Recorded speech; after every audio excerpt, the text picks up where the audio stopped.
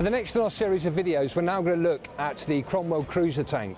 The Cromwell cruiser was in service from 1942 to 1952. It had a crew of 5, an armour of 76mm, which was actually quite good for a cruiser tank at that particular period, and also weighed about 27.5 tonnes. The Cromwell cruiser was used predominantly by 7th Armour Brigade, more famously known or referred to, of course, as the Desert Rads. At a particular time, the rest of the British Armour Brigades were then adopting the American Shermans. From the front profile of the Cromwell, you can see actually how small this vehicle is. Above me, you can see very clearly the main armament, and also just to the left of me there, you can see the first of our 2.7.92mm machine guns. The first one mounted here, and the second one mounted just to the right of the main armament. Also, another thing that's very obvious when you have a look at the Cromwell is the size of the hatches. Certainly when we go inside there, you'll have a much clearer example of how tiny it is when comparing that 5 people actually manned this particular tank.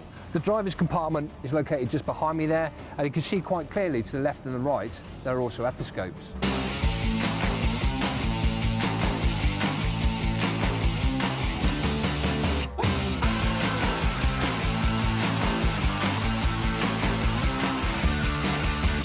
Okay, so now we're on top of the Cromwell. First of all, I want you to get an impression of how small the actual complete size of it is. It's absolutely tiny compared to a lot of tanks that you'll see. If you look at the front of the turret, you can see quite clearly on the left and the right there are 2 episcopes or periscopes that the crew could actually see out of very badly when they were inside and closed down. Another thing I want you to get an appreciation for is, again, the size of the hatches that you find on the Cromwell. Obviously, like most tanks, we've got the loader's hatch and also the commander's hatch. But if I open one of these hatches, you can see that the space is absolutely tiny. On either side of the episcopes or periscopes then, we can see that it's got a very, very, very simple means of actually extracting the fumes when the gun fires. Obviously, a lot of the fumes that fire when the main armament goes off are toxic to the crew. Moving across then to the back decks of the Cromwell. Very, very sleek, the actual design of the Cromwell. You can see there's not a lot of rubbish located on the back decks of here. The transmission compartment and the engine was a V12 27-litre developing 600 horsepower. And there was actually a modified version of the same engine that you'd find in the Spitfire, the modified Merlin engine.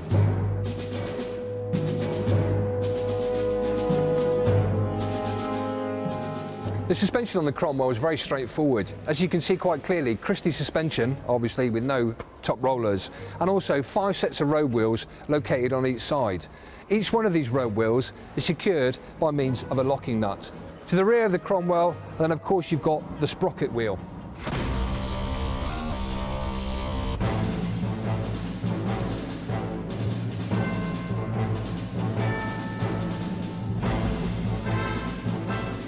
Here we are now inside the turret of the Cromwell. As you can see, not a lot of room as well in here.